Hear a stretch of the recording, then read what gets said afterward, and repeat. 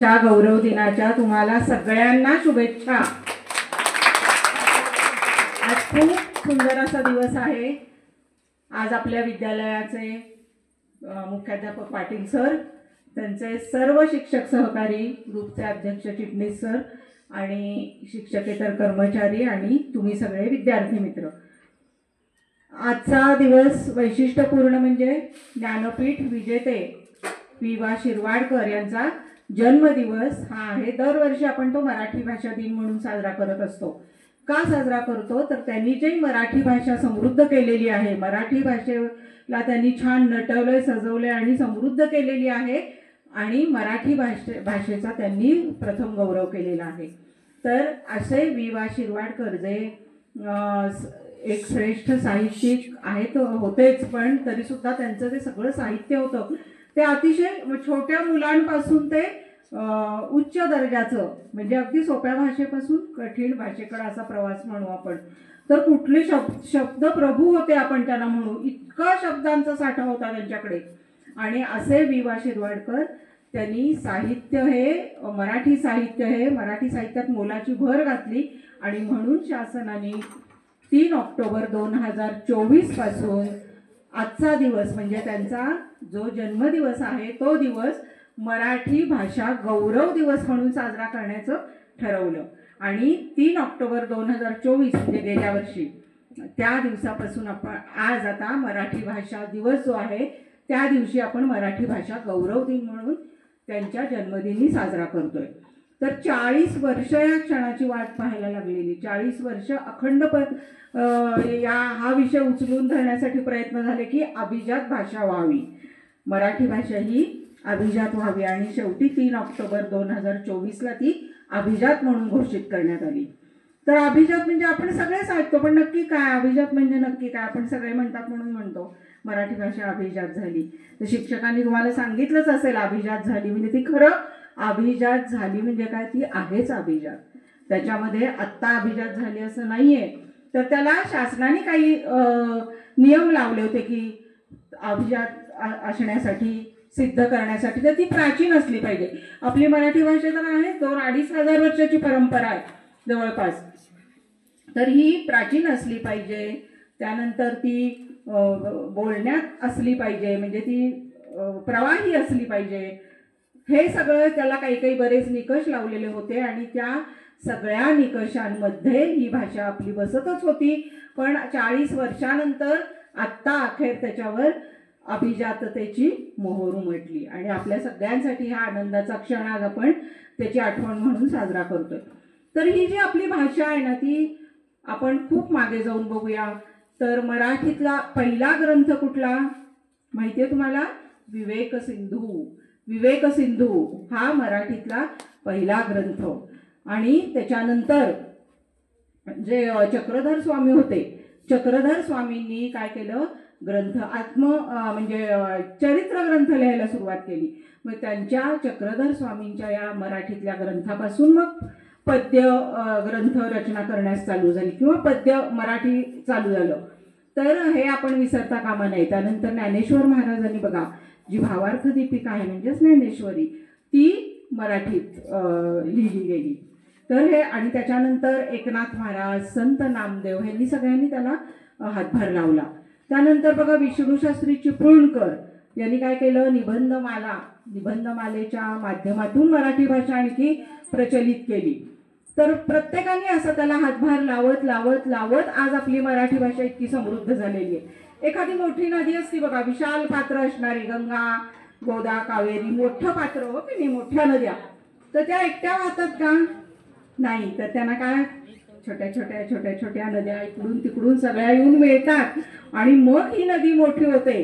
तसंच आपल्या मराठी भाषेचं आहे, आपली मराठी भाषा ही समृद्ध होण्याला हेही एक कारण आहे। मराठी भाषेला कुठल्या भाषा येऊन मिळालेल्या आहेत तर बोली भाषा येऊन मिळालेल्या आहेत, बरोबर आहे की नाही? सगळ्या इतर बोली भाषा बरोबर छोट्या बोली भाषा बरोबर घेऊन आपली मराठी आज एवढी मोठी झालेली आहे। ती एकटी नाही आहे, तर या बोली भाषा आहे म्हणून आपली मराठी समृद्ध झालेली आहे।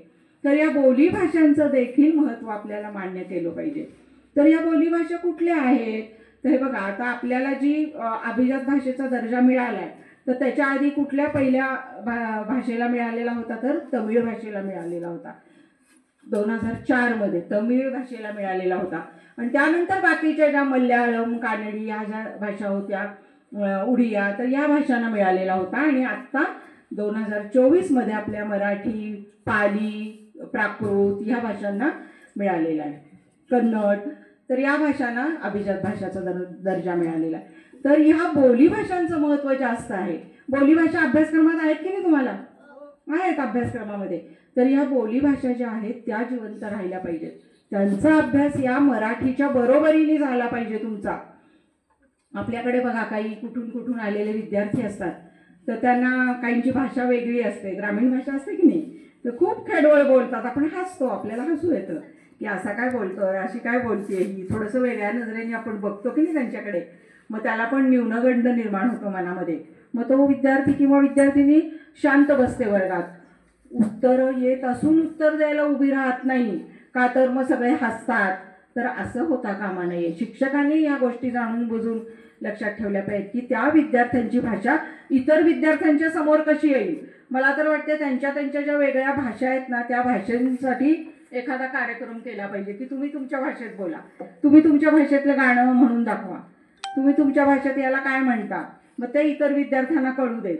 तर हे सगळं आपल्याला कळलं पाहिजे. एकच आपली भाषा घेऊन आपण बसायचं नाही की मी श्रेष्ठ, माझी मराठीच, माझं बोलणं श्रेष्ठ, आमच्या गावातलीच भाषा श्रेष्ठ, असं नाही. तर आपण या सगळ्या इतर भाषांचा सुद्धा छोट्या छोट्या विचार करायला हवा की ती आपल्याला मराठी भाषा मोठी करायला उपयोग होणार आहे. प्रत्येक कुटुंबामध्ये बघा एक पार्श्वभूमी असते भाषेची.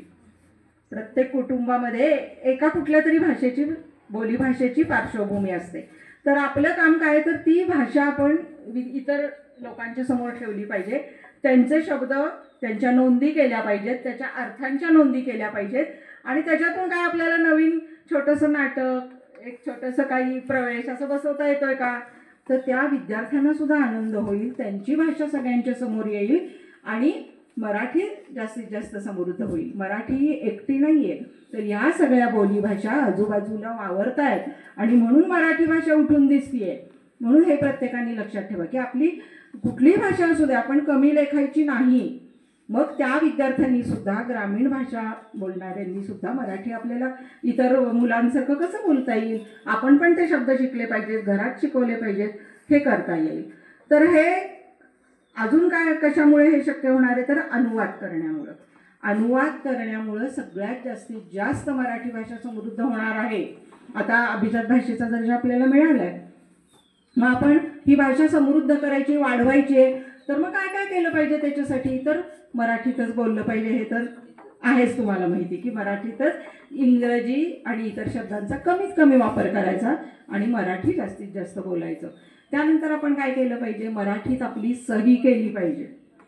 मराठीत सही करण्याचा प्रयत्न केला पाहिजे. जास्तीत जास्त होणार नाही पटकन, पण जास्तीत जास्त प्रयत्न केला पाहिजे. त्यानंतर आपण काय केलं पाहिजे, तर अनुवाद करण्याकडे तुमचं अनुवाद तंत्र जर तुम्ही शिकलात तर तुम्ही जास्तीत जास्त समृद्ध व्हाल. तर अनुवाद म्हणजे काय, तर इतर भाषेतलं आपण मराठीत अनुवाद करायचा, भाषांतर करायचं. आपल्या भाषेतलं इतर भाषांमध्ये अनुवाद होईल. तर ही भाषेची देवाणघेवाण करण्यासाठी अनुवाद हे एक उत्तम तंत्र आहे आणि ते आपल्याला जमलं पाहिजे. चुकेल आपलं आता एखादा इंग्रजी, कारण का, तर ते चांगले विचार आपल्यापर्यंत पोहोचणार कसे, जर आपण ऐकलं की हे अमुक अमुक इंग्रजी पुस्तक खूप चांगलं आहे, बेस्ट सेलर आहे आत्ता आणि खूप चांगलं आहे हे पुस्तक, तर ते आपल्याला वाटतं ना की आपल्याला एवढं सगळं म्हणतात छान आहे छान आहे, काय एवढं आहे या पुस्तकामध्ये, मग हे आपल्याला आपल्यापर्यंत येणार कधी, तर हे अनुवाद करणारा कोणतरी हवा आहे. मग अनुवाद जर त्यांनी उत्तम केला तर तुम्ही पटकन उचलून वाचायला घ्याल आणि मग तुम्ही सगळं ते पुस्तक वाचून समृद्ध व्हाल.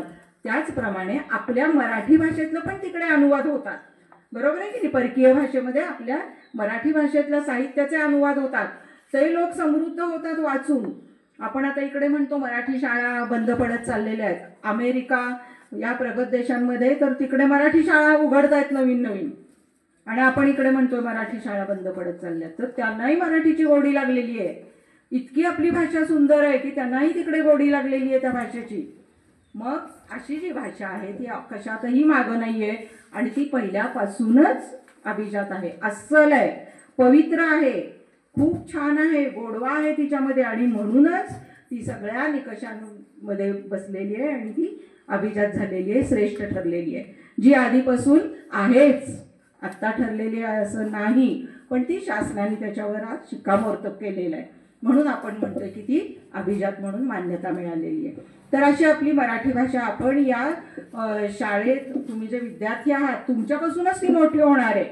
घरामध्ये शाळेमध्ये शिक्षक तुम्हाला शिकवत आहेत, तर ही जी भाषा आहे ती जास्तीत जास्त कशी छान होईल, जास्तीत जास्त आपण मराठी भाषेमध्ये कसं लेखन करू. मला तुमच्या शाळेतलं एक फार आवडते की सूत्रसंचालन करता तुम्ही विद्यार्थी, हो की नाही. सूत्रसंचालनामुळे तुमची भाषा समृद्ध होणार आहे, लक्षात घ्या. हे सूत्रसंचालन करणं अतिशय प्रभावी असतं. जी मुलं मुली अजून बोलत नाही आहेत त्यांनी सूत्रसंचालनामध्ये भाग घ्या. भाग घ्या म्हणजे कार्यक्रमाचं सूत्रसंचालन करा. शिक्षक तुम्हाला सांगतात हे असा असा कार्यक्रम आहे, तुम्ही सूत्रसंचालन करा. तुम्ही जर तुम्हाला अनुभव येईल की सूत्रसंचालन करायला लागल्यापासून तुमची मराठी भाषा सुधारली. खूप छान. तुम्ही काय करता मग, जो कार्यक्रम आहे त्याची माहिती गोळा करता की नाही. पाहुणे कोण येणार आहेत, त्यांची नावं, त्या पाहुण्यांचा काय मुद्दा आहे ती माहिती गोळा करता. कवितेच्या काही ओळी असतील, काही चारोळ्या असतील, सुविचार असतील, हो की नाही. हे सगळं तुम्ही काय करता, मिळवता. म्हणजे तुम्हाला गोडी लागायला सुरुवात झाली की नाही. आणि मग सगळे म्हणतात छान सूत्रसंचालन केलं तुम्ही, मग तुम्हाला एक छान उत्साह येतो, तुमचं कौतुक होतं, तुमचा उत्साह निर्माण होतो तुमच्यात, आणि पुढच्या कार्यक्रमाचं तुम्ही अजून छान सूत्रसंचालन करता. म्हणजे काय होतं, ऐकण्याचं काम होतं. तुम्ही जे संशोधन करता ते सुरुवातीपासून महत्त्वाचं ठरतं आणि तुम्हाला मराठी भाषेची गोडी लागते. तर असं तुमच्या ज्ञानामध्ये खूप भर पडणार आहे. तर तुमच्या शाळेत खूप छान शिक्षकांनी विद्यार्थ्यांना जे सांगतात सूत्रसंचालन करायला, ते मला फार आवडतं की शिक्षक जे सांगतात त्याप्रमाणे मुलं सूत्रसंचालनाची जबाबदारी उचलतात आणि तो कार्यक्रम छान पार पाडतात. तर हा सुद्धा हातभार लागणार आहे खूप. त्यानंतर छोटे छोटे पॅरेग्राफ असतील पुस्तकातले, कविता असतील, ते वारंवार लिहून काढत चला. आवडणारा पॅरेग्राफ असेल लिहून काढायचा. जी वाक्य आवडतात तुम्हाला पाठ्यपुस्तकातली लिहून काढायची.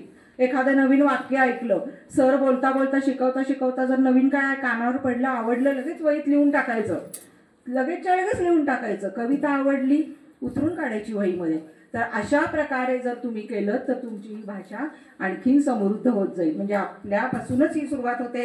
आपल्या कुटुंबातल्या व्यक्तींना पण कळतं. निरक्षर असणारे सुद्धा आपल्या घरातले जर असतील निरक्षर आई वडील कुणी, तर त्यांना पण ते तुमचं बघून गोडी निर्माण होईल. तुम्ही सारखं वाचन करताय म्हटल्यावर ते पण पुस्तकं घेऊन वाचतील, तुमच्याकडून ऐकतील. तर हे पण अतिशय महत्त्वाचं आहे. तर ह्या सगळ्या गोष्टींमुळे आज शाळेमध्ये सरांनी इतकं, शिक्षकांनी इतकं सुंदर इथं नियोजन केलेलं आहे. जी भाषा आपली कशी कुणाकुणामुळे समृद्ध झाली ते त्यांनी समजावून सांगितलं. ते आम्ही बघितलं आता. खूप सुंदर संकल्पना आहे, मला तर खूपच आवडली. आणि आता त्यांना मी सांगितलं पुढच्या वेळेपासून तुम्ही ते मुलांना सांगायला लावा की आम्ही हे असं का केलं, हा फोटो कुणाचा आहे, ही कविता कुणाची आहे. प्रत्येक मुलीला तिथं उभं करा. खूप सुंदर, म्हणजे मुलांना पण ती गोडी लागेल, त्यांचं पाठ होऊन जाईल एकदम सराव केल्यामुळं. तर अशा प्रकारे खूप छान आयोजन आज इथं पाटील सर त्यांच्या सहकार्याने सगळ्यांनी इथं केलेलं आहे. खूप इथं येऊन आनंद वाटला. आता फक्त मी तुम्हाला एक कविता वाचल्याशिवाय आपली काही सांगता होत नाहीये. तुम्हाला गवताचं पातं गाणं माहितीये? माहितीये? होती पूर्वी कविता बघा, मला वाटते प्राथमिक शाळेत असताना असेल. गवताचं पातं ते आपण म्हणूया. तुम्ही माझ्या मध्ये फक्त टाळ्या वाजवायच्या आहेत, ते फक्त टाळ्या वाजवा, 4 टाळ्या द्यायच्या त्या. पण ते आपण का म्हणतो आपण ते गाणं, तर ते कुसुमाग्रजांनी लिहिलेली आहे ती कविता. हां, तर ते आपण म्हणूया आणि मग मी माझं मनोगत संपवीन. तेवढं आपण गाणं म्हणूया.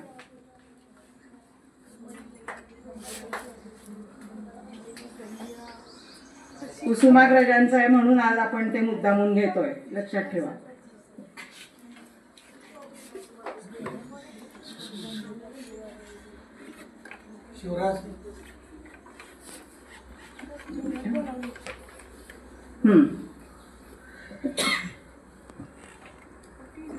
गवताचं पात वाऱ्यावर डोलतय, डोलताना म्हणतय खेळायला चला, खेळायला चला, खेळायला चला, तुम्ही खेळायला चला.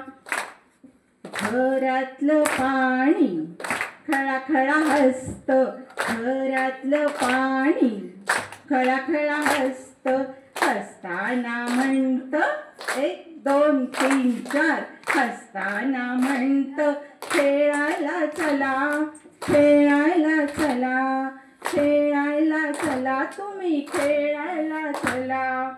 निळ निळ पाखरू आंब्यावर गात, निळ निळ पाखरू आंब्यावर गात, गाताना म्हणत, गाताना म्हणत 1 2 3 4, गाताना म्हणत नाचायला चला, नाचायला चला, नाचायला चला, तुम्ही नाचायला चला. झिम्मड पावसात गारांची बरसात, झिम्मड पावसात गारांची बरसात, बरसात म्हणते 1 2 3 4, बरसात म्हणते वेचायला चला, वेचायला चला, वेचायला चला, तुम्ही वेचायला चला. छोटासा मोती लपाछपी खेळतो, छोटासा मोती लपाछपी खेळतो, धावताना म्हणतो 1 2 3 4, धावताना म्हणतो शिवायला चला, शिवायला चला, शिवायला चला, तुम्ही शिवायला चला. मनीचं पिल्लू पायाशी लोळत,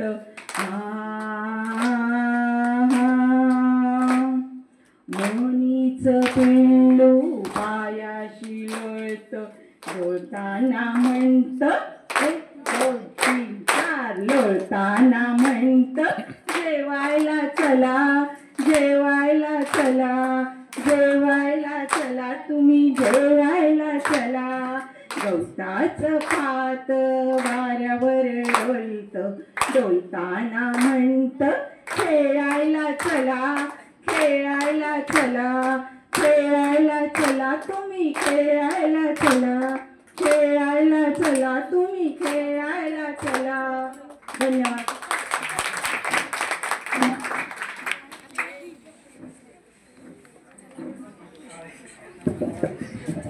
धन्यवाद मॅडम.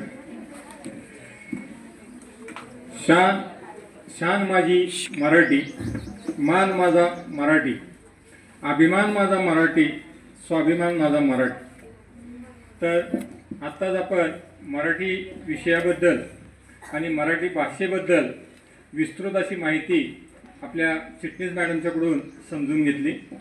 आता आपल्या संस्थेचे संस्थापक अध्यक्ष माननीय चिटणीस साहेब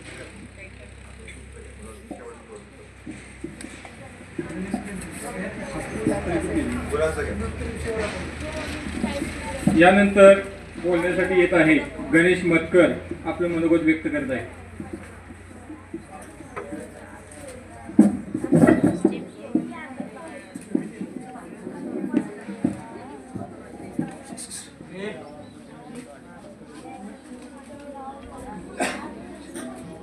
माझे नाव गणेश चंद्रकांत मतकर. मी तुम्हाला कवी कुसुमाग्रज यांच्याविषयी कविता सांगणार आहे. ती तुम्ही शांततेने ऐकावी अशी माझी नम्र विनंती. ओळखलत का सर मला पावसात आला कोणी, कपडे होते करदमलेले केसावरती पाणी, क्षणभर वसला नंतर हसला बोलला वरती पाहून, गंगा माई पाहुणी आली गेली घरट्यात राहून, माहेर वाशिन सारखी चार भिंतीत नाचली, मोकळ्या हाती जाईल कशी बायको मात्र वाचली, भिंत खचली चूल विजली होते नव्हते नेले, प्रसाद म्हणून पापण्यांवरती पाणी थोडे ठेवले, कारभारणीला घेऊन संगे शहराता लढतो आहे, पडकी भिंत बांधतो आहे, चिखल गाळ काढतो आहे, खिशाकडे हात जाताच हसत हसत उठला, पैसा नको सर जरा एकटापणा वाटला, मोडून पडला संसार तरी मोडला नाही कणा पाठीवरती हात ठेवून तुम्ही फक्त लढ म्हणा. धन्यवाद.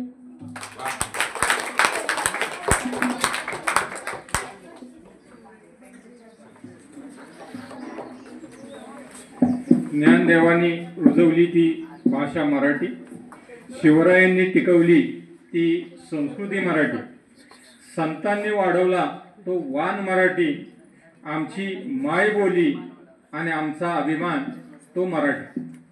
आता मराठी विषयासाठी बोलण्यासाठी येत आहे श्रेया कोंडाळकर, इयत्ता 8वी.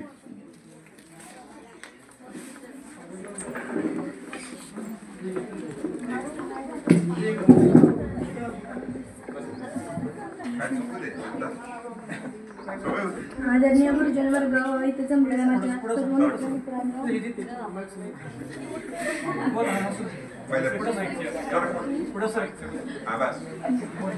आदरणीय गुरुजन वर्ग व इथे जमलेल्या माझ्या सर्व मित्रमैत्रिणींनो, मी आज तुम्हाला कुसुमाग्रज यांच्याविषयी थोडे बोलणार आहे.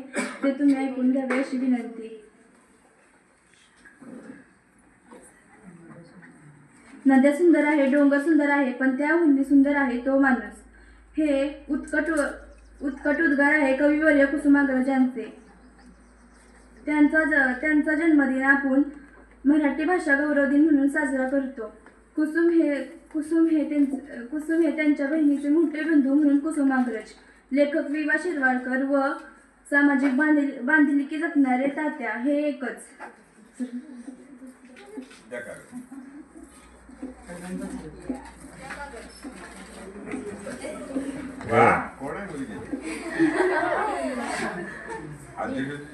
कुसुमाग्रज या नावाने त्यांनी काव्यलेन कोरली. तात्यासाहेब या नावाने माणसांच्या मैफिलीत रमलेल्या एकाच व्यक्तीची ही 3 रूपे. 27 फेब्रुवारी 1912 रोजी सांस्कृतिक वारसा लाभलेल्या पुण्यनगरीत तात्यासाहेबांचा जन्म झाला. एक कवी, कलावंत आणि मनस्वी माणूस म्हणून लोकांनी तात्यासाहेबांवर उदंड प्रेम केले. विशाखा या काव्यसंग्रहाने त्यांनी उदंड कीर्ती मिळवून दिली. काव्याबरोबर कथा, कादंबरी, नाट्यलेखन अशा अनेक लेखन कलांनाही ते समृद्ध होते. रसिकांना भरभरून काव्यानंद देणारे ज्ञानपीठ पुरस्कार विजेते संवेदनशील मनाचे कवी कुसुमाग्रज.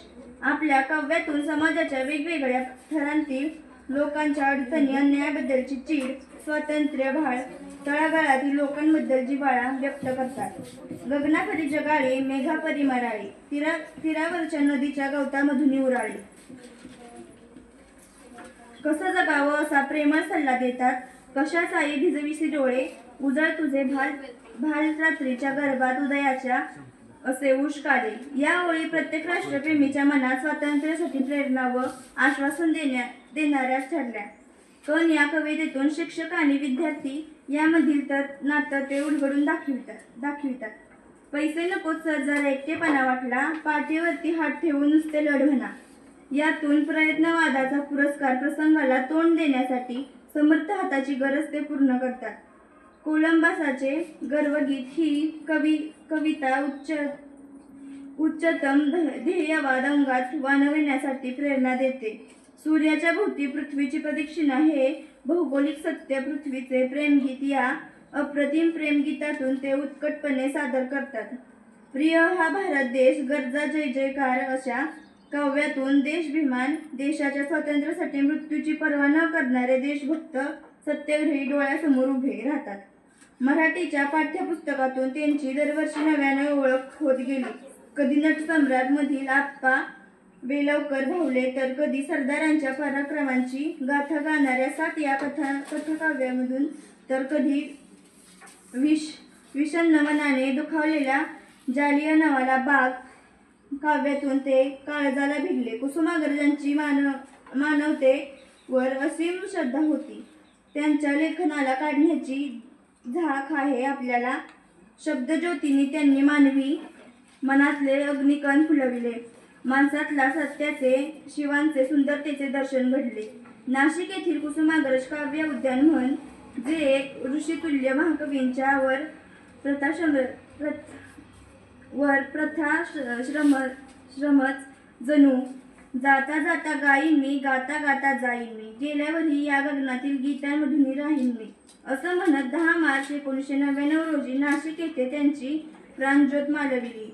प्रकाशाचे वेड असलेला हा एक नक्षत्र रूपाने साऱ्या जगालाच प्रकाश देत राहिला, अगदी जगाच्या अंतापर्यंत. वा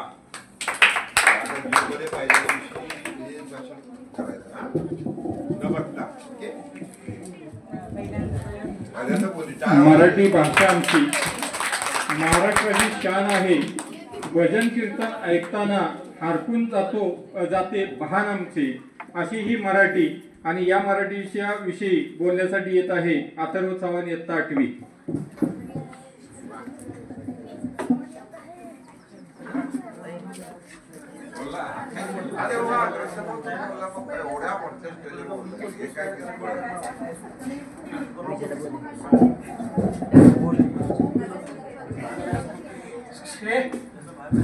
नमस्कार, माझं नाव अथर्व शंकर चव्हाण.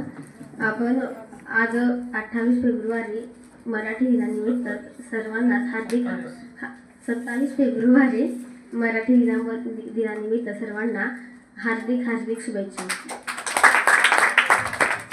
सन्माननीय व्यासपीठावरील मान्यवर, वंदनीय गुरुजनवर्ग आणि आपल्या लोकमंगल ग्रुप शिक्षण संस्थेचे अध्यक्ष माननीय श्री शिरीष चिटणीस साहेब, आपल्या लोकमंगल ग्रुपचे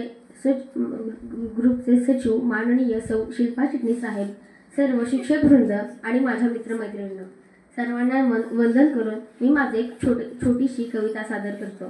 कवितेचे कवी बी म्हणजेच नारायण मुरलीधर नारायण गुप्ते. कवितेचं नाव माझी कन्या. ही कविता लेखकांनी कवीने त्यांच्या मुलीला काही शाळेतून मुलींनी चिडवल्याने ही कविता त्यांनी तयार केली. कवितेचं नाव माझी कन्या. गायी पाण्यावर काय म्हणून आल्या, गायी पाण्यावर काय म्हणून आल्या, का ग गंगा यमुना या मिळाल्या, का ग गंगा यमुना या मिळाल्या, अभय पितरांच्या चितचोरटीला, अभय पितरांच्या चितचोरटीला, कोण बोललं माझ्या गोरटीला, कोण बोललं माझ्या गोरटीला, कोण बोललं माझ्या गोरटीला. या लंकेच्या पार्वती समान, या लंकेच्या पार्वती समान, पाहून या होता की स्वाभिमान, पाहून या होता की स्वाभिमान. काय त्यातील बोलली एक कोण, काय त्यातील बोलली एक कोण, आहा पहा आली ही भिकारीण, आहा पहा आली ही भिकारीण. पंक संपर्क कमळ का भिकारी, पंक संपर्क कमळ का भिकारी, धुली संगे रत्न का भिकारी, धुली संगे रत्न का भिकारी, सूत्र संगे समूहार भिकारी, सूत्र संगे समूहार भिकारी, कशी तू मजमुळे भिकारी, कशी तू मजमुळे भिकारी. देव देतो सद्गुणी बालकांना, देव देतो सद्गुणी बालकांना, काय म्हणून आम्हा करंटांना, काय म्हणून आम्हा करंटांना. गळा घालूनी परकाश रेशमाच्या, गळा घालूनी परकाश रेशमाच्या, मी चरणी येते अज्ञावाच्या, अज्ञावाच्या.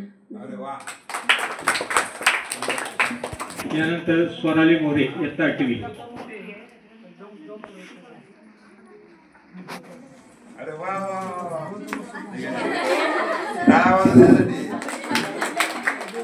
कॉमेंट करते पण ती भाषणाला कमी नाही. नमस्कार, माझं नाव स्वराली युवराज मोरे. मी वाचले पुस्तकाचं नाव आनंदीबाई जोशी. लेखक श्रीजा जोशी. डॉक्टर आनंदीबाई जोशी या भारतातल्या पहिल्या महिला डॉक्टर. डॉक्टर आनंदीबाई जोशी यांनी भारतीय वैद्यशास्त्र शिकल्या. त्यांचा हा प्रवास आपल्यासमोर कादंबरीच्या स्वरूपाने आणणाऱ्या लेखक श्रीजा जोशी यांनी उघडकीस आणला. ही कादंबरी आपल्याला मुळातूनच वाचायला हवी. त्यांची आई एक मुलगी म्हणून त्यांना चापूक लाकूड याने मारत असे.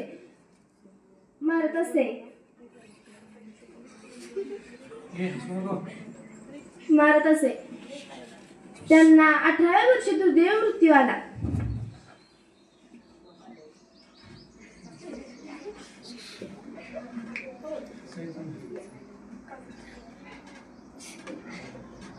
कागद असेल, कागद आहे.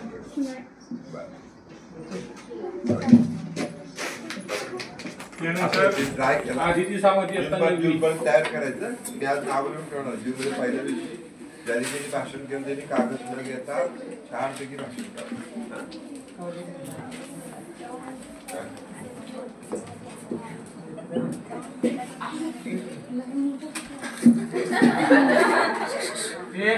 माझे नाव अदिती सावंत. माझे नाव अदिती सावंत. माझ्या कवितेचे नाव नेहमीचं नसतं अचूक कोणी. कवी गुरु ठाकूर. नेहमीचं नसतं अचूक कोणी, घड्याळ देखील चुकतं राव. नेहमीचं नसतं अचूक कोणी, घड्याळ देखील चुकतं राव. जिंकलो जिंकलो म्हणता म्हणता निष्ठून जातो हातून डाव. जिंकलो जिंकलो म्हणता म्हणता निष्ठून जातो हातून डाव. पडत जातात उलटे फासे, घरासोबत फिरतात वासे. पडत जातात उलटे फासे, घरासोबत फिरतात वासे. आधाराचे हातही मग होत जातात दिसेनासे. आधाराचे हातही मग होत जातात दिसेनासे. अशा वेळी मोडू नये, अशा वेळी मोडू नये, धीर कधी सोडू नये. नशिबाच्या नावाने उगाच गळा काढू नये. अशा वेळी मोडू नये, धीर कधी सोडू नये. नशिबाच्या नावाने उगाच गळा काढू नये. जेव्हा पोल ठरतात दावे, जेव्हा पोल ठरतात दावे, कळत नाही कुठे जावे. सगळी दावे मिटतात तेव्हा आपणच आपला मित्र व्हावे, आपणच आपला मित्र व्हावे. म्हणून म्हणतो फक्त एकदा केवळ इतकं जगून पहा. म्हणून म्हणतो फक्त एकदा इतकं जगून पहा. आप्त सखा जिवलग यात स्वतःच शोधून पहा, स्वतःच शोधून पहा. धन्यवाद. चैताली पवार इयत्ता नववी.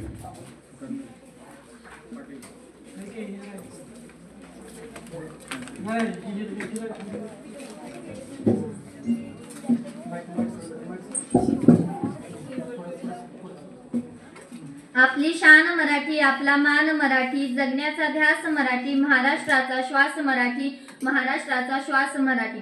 सन्माननीय व्यासपीठ, वंदनीय गुरुजन वर्ग व येथे उपस्थित माझ्या मित्रमैत्रिणींनो, सर्वांना माझा नमस्कार. सर्वांना प्रथम मराठी भाषा गौरव दिनाच्या खूप खूप शुभेच्छा. मित्रांनो, 27 फेब्रुवारी हा दिवस आपण मराठी राजभाषा गौरव दिन म्हणून मोठ्या उत्साहात साजरा करतो. हा दिवस म्हणजे आपल्या सर्वांचे लाडके कवी, लेखक, साहित्यिक, ज्ञानपीठ पुरस्कार विजेते वि.वा. शिरवाडकर उर्फ कुसुमाग्रज यांचा जन्मदिवस.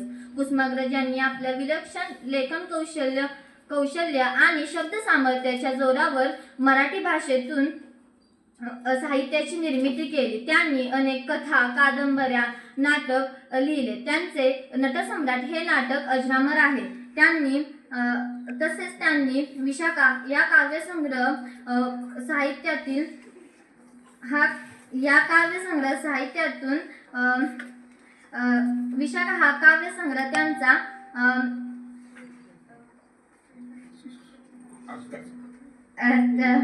त्यांनी मराठी भाषा राजभाषा होण्यासाठी घेतलेल्या परिश्रमांमुळे त्यांचा जन्मदिवस हा राजभाषा मराठी दिन म्हणून साजरा केला जातो. माय मराठी, साध मराठी, भाषांचा भावार्थ मराठी. माय मराठी, साध मराठी, भाषांचा भावार्थ मराठी. माझी मातृभाषा मराठी आहे याचा मला अभिमान आहे. आणि मराठी भाषेत संस्कृती, परंपरा, रूढी जिवंत आहेत. एवढे बोलून मी माझी भाषा संपते. जय हिंद, जय महाराष्ट्र.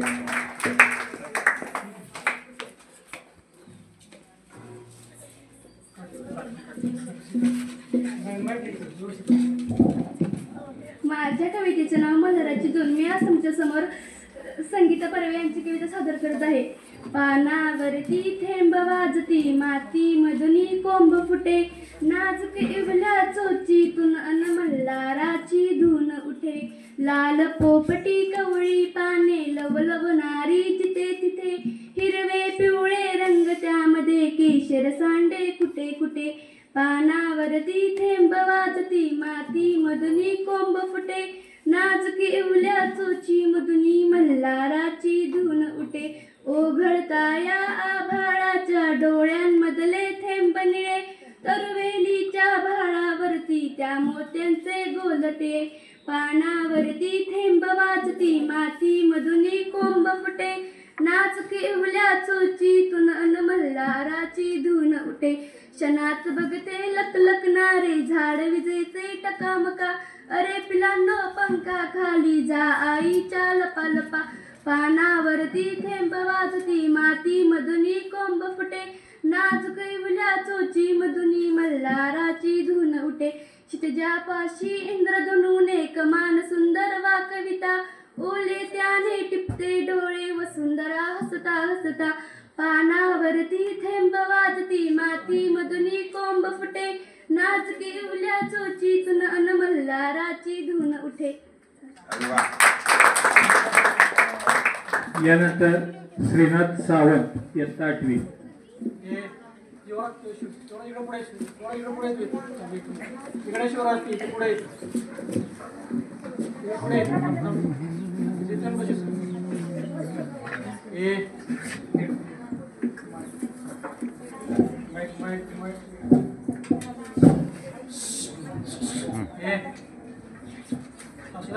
अच्छा बरोबर. ज्या सगळ्यांना आईबद्दल अभिमान वाटतो त्यांनी हात वर करा. ज्याच्याकडे आहे तोच खऱ्या जगातला श्रीमंत माणूस. त्याच आईविषयी ज्यांना आदर आहे त्यांनी गाणं शांतपणे ऐकून घ्या. आई माझी मायेचा सागर दिला तिने जीवनाला कार. आई वडील माझे थोर काय सांगू त्यांचे उपकार. आई वडील माझे थोर काय सांगू त्यांचे उपकार. जीवनाच्या वाटेवरती किती असत त्यांचा आदर. आई माझी मारीचा सागर दिला तिने जीवनाला कार. तरव त्या उन्हात रगरग त्या रानात राहिली समाजासाठी तू ग कष्टाच्या गामात. कधी मिळेल मुठभर घास कधी घडे तिला उपवास. कधी मिळेल मुठभर घास कधी घडे तिला उपवास. ओल्या मातीतून चालताना तुडविले काट्यांचे फास. आई माझी मायेचा सागर दिला तिने जीवनाला कार. नभेची चांदणी तू ग बोस चंद्राची कोर. शीतल तुझी छाया मला जीवनभर.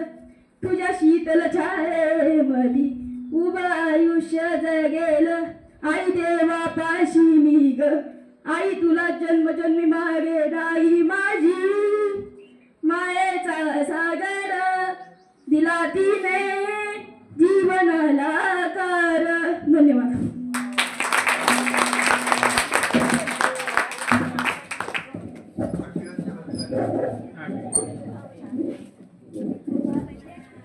यानंतर संस्थेचे संस्थापक अध्यक्ष माननीय चिटणीस साहेब यांनी आपलं मनोगत व्यक्त करावं अशी मी त्यांना विनंती करतो.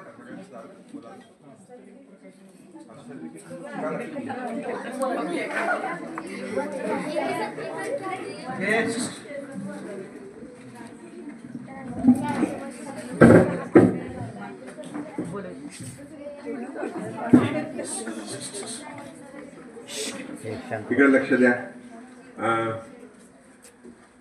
आज अतिशय चांगल्या पद्धतीतून विद्यार्थिनींनी मराठी दिन जो आहे भाषा दिन म्हणून जो साजरा होतोय त्याच्यासाठी तयारी केलेली आहे. मला मुद्दाम सांगितलं पाहिजे की 8 दिवसापूर्वी गेंडामाळ शाळेमध्ये बालकुमार साहित्य संमेलन झालं आणि कोमल काळे काय नाव मोनाली काळे म्हणून एक विद्यार्थिनी शाळेमध्ये आली होती. माझी विद्यार्थी मोनाली काळे मोरे. ती भाषणाला उभी राहिली आणि तिने माझ्याकडे बघितलं आणि सांगितलं की मी शाळेमध्ये इतके वर्ष शिकले, मी पुढं बसलेले असायचे आणि मी आशाळभूत होऊन सरांच्याकडे बघायचे की मला सर कधी म्हणतायत की ये भाषण कर म्हणून.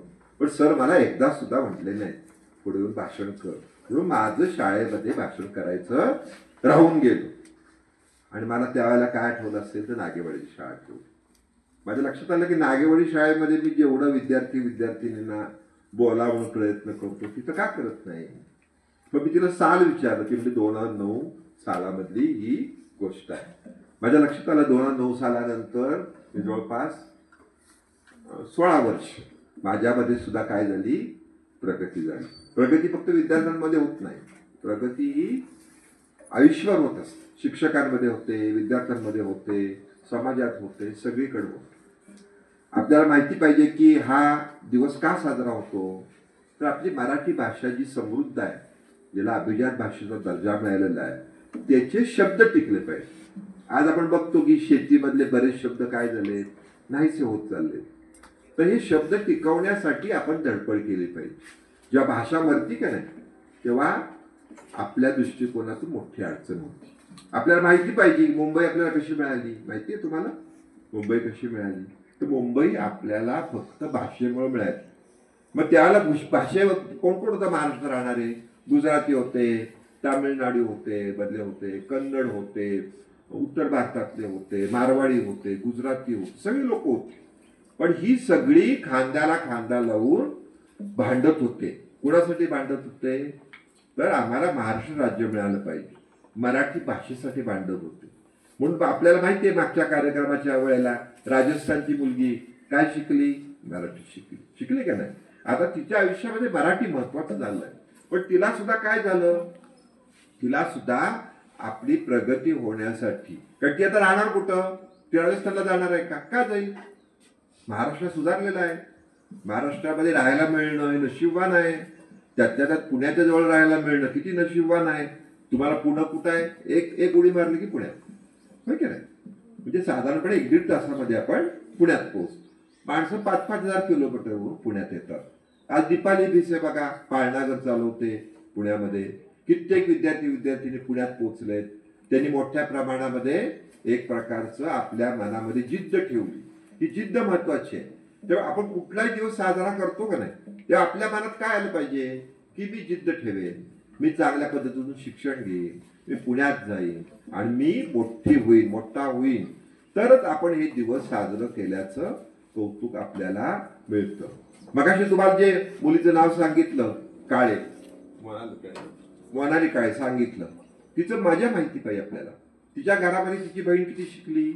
6वी शिकली. लग्न करून दिलं, कारण त्यांच्या समाजामध्ये मुलींना शिकवत नाही. दुसरी एक बहीण होती, त्याची 4थी वगैरे काय तर 7वी शिकली, तिचं लग्न करून दिलं. हीच मुलगी किती शिकली? 10वी शिकली. मग 10वी शिकल्यानंतर हिचं पण लग्न होणार, कारण दोन्ही बहिणीची लग्न केली तेव्हा त्यांची वय काय होती? 13, 14, 15. खरं आता कायदा झालाय 18 वर्षाच्यात लग्न नाही करायचं म्हणून. 18 वर्ष, पण बऱ्याच ठिकाणी आपण बघतो 18 वर्ष होण्यापूर्वीच लग्न होतं, पण कुणाला कळत नाही.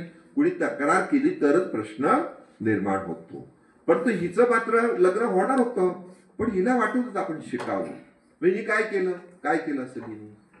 काय केलं असेल? ती ITIत गेली, कारण नेमकं ITI जवळ होतं बळाखेड्यावर. तिला वाटलं की आपण ITI करू शकतो का? तिने जाऊन कोर्सेस वाचले. बाबा काय मेकॅनिकल, समजा फिटर आहे, टर्नर आहे, प्लंबर आहे, सगळे बघितले. आणि तेवढ्यात तिचं लक्ष गेलं ब्युटी पार्लरचा कोर्स आहे ITI. अरे अच्छा, ती म्हणते हा कोर्स आपल्याला जमू शकतो. मग तिने कुणाकडे तरी फॉर्म भरून घेतला आणि जाऊन ITI मध्ये ऍडमिशन घेतलं. आई वडिलांना माहिती होतं का? नव्हतं. वडिलांना सांगितलं असतं तर काय म्हटलं असते? नाही, अजिबात शिकायचं नाही, घरात बस, चाल तुझं लग्न करायचं उद्या, असं म्हटले असते ते. कारण बहिणीची तर लग्न केली ना, समोर तिला उदाहरण होतं. मग ती 4 महिने घरात सांगितलं. 4 महिन्यानंतर तिने घरात सांगितलं. तोपर्यंत मग वडिलांनाही वाटलं, आईलाही वाटलं शिकू दे. म्हणजे ITI झाली. वाटत बघत होते घरचे, ही कधी ITI होते आणि हिचं मी कधी लग्न करून टाकते. तोपर्यंत 18 वर्ष पूर्ण झालं, लग्न करून टाकलं. बारामतीला गेली ती, घरामध्ये राहायला लागली, काम करायला लागली. आणि एक दिवस वडिलांचा झाला ऍक्सिडेंट. काय झाला?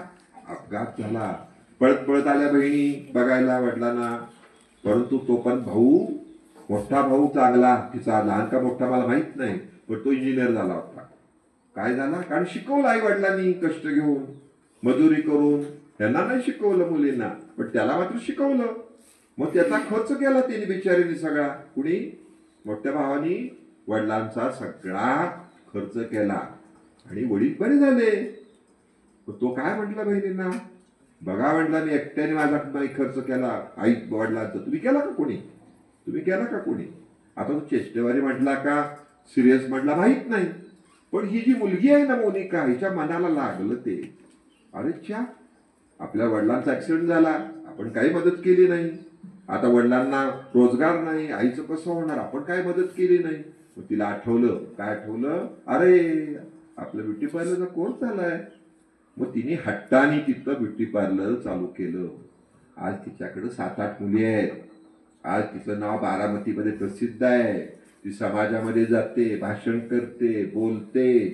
तिचे मिस्टर सुद्धा केस कापायचं भेटे त्या समाजातले असल्यामुळे त्यांचा दोघं एकत्र ठिकाणी व्यवसाय करतात. आणि ती भारी झाली, आता काय झाली, भारी झाली. मग आता बहिणी मुलींना काय सांगतात, काय सांगतात, मावशीकडं काय सांगतात, ती घेऊन आली ती बहिणींना मुलींना, बहिणीच्या मुलीला ती घेऊन आली होती, त्या बहिणीच्या मुलाला घेऊन आली होती शाळेमध्ये. आणि तिने सांगितलं की मी आता दर महिन्याला आई वडिलांना काय करते, पैसे पाठवते. केवढा आत्मविश्वास त्यामध्ये निर्माण झाला. त्यामुळे हे तुम्ही उदाहरण घेण्यासारखं आहे, विद्यार्थिनी पण विद्यार्थिनी पण, की नक्की काय करायचं आहे आपल्याला. शिक्षण किती महत्वाचं आहे, शिक्षण कसं उपयोगी पडतं, ते कधी उपयोगी पडतं, शिक्षण वाया जात नाही. त्यामुळं आपण जेव्हा मराठी भाषा दिन साजरा करतो त्यावेळेला आता मराठी कधी टिकेल, मराठी कधी टिकेल, जेव्हा मराठी भाषा रोजगाराची होईल. बघा आता कंपनीमध्ये समजा 10 मुलं आहेत, ती मराठी लागली आणि 4 मुलं कन्नड मधली आहेत, 2 मुलं तमिळ मधली आहेत, म्हणजे मराठी मुलं मराठीत बोलतात. मग त्यामुळे काय झालं, त्या मुलाला ते मुलं बोलायला लागले.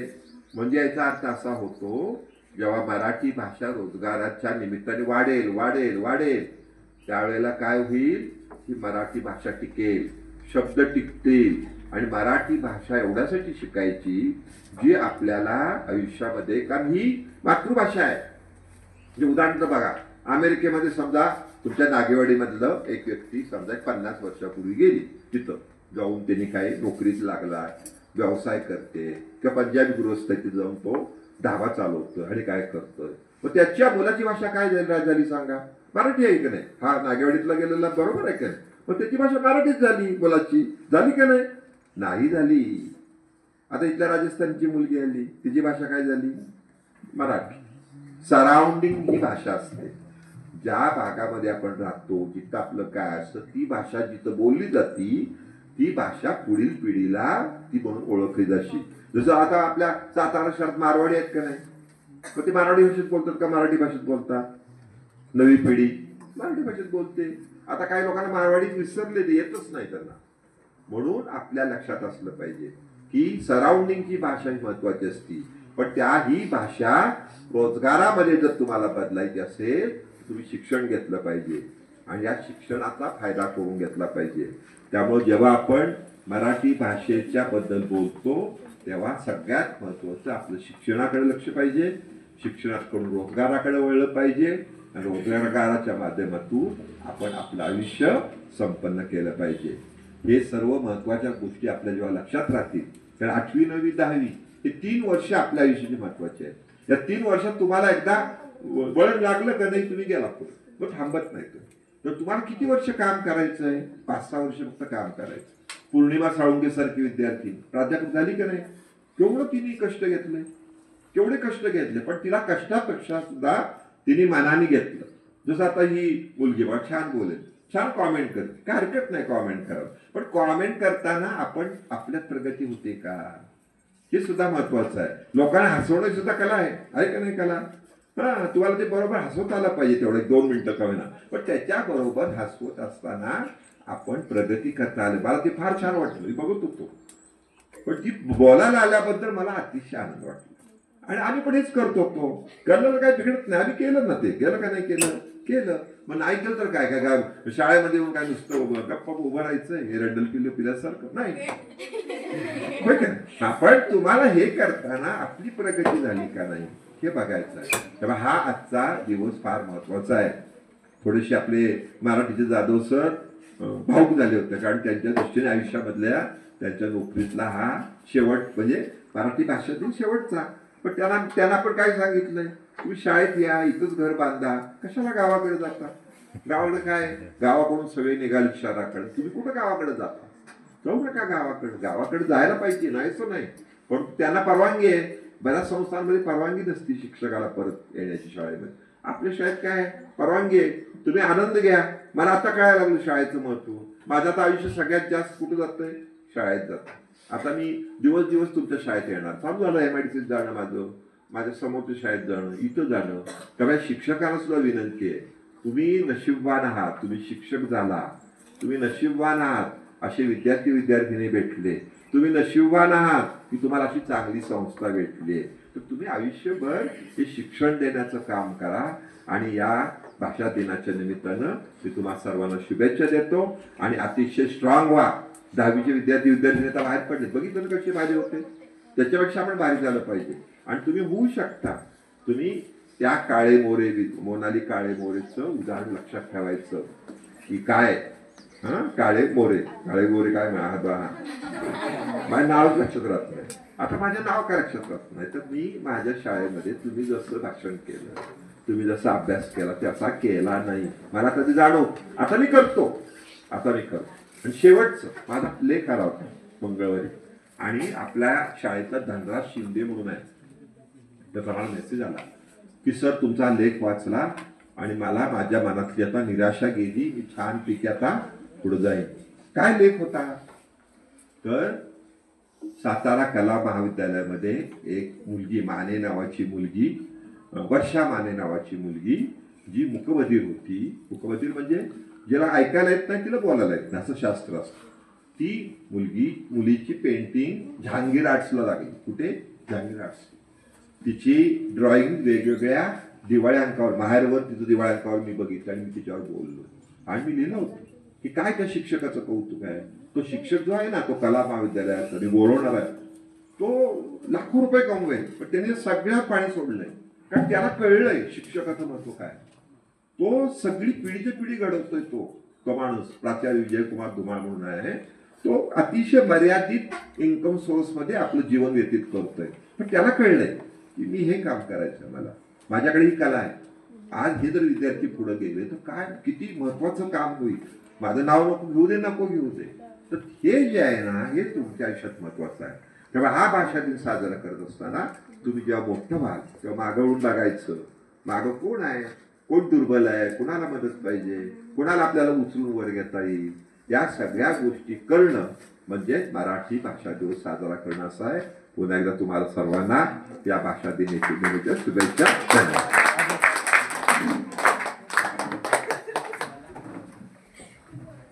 धन्यवाद साहेब. यानंतर मराठी विषयाचं हस्तलिखित माय मराठी याचं प्रकाशन मान्यवरांनी करावं अशी मी त्याला विनंती करतो. आणि हे हस्तलिखित तयार करण्यासाठी जे विद्यार्थी या हस्तलिखितामध्ये सहभागी होते त्या सर्व विद्यार्थ्यांनी पुढे.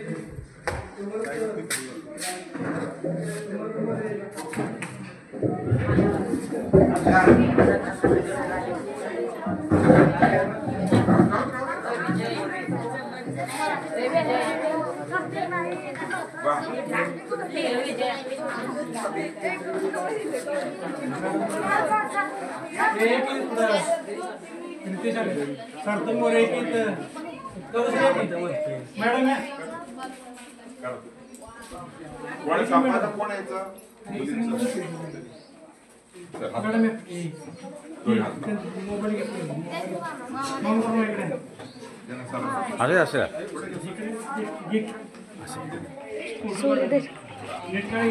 व्यवस्थित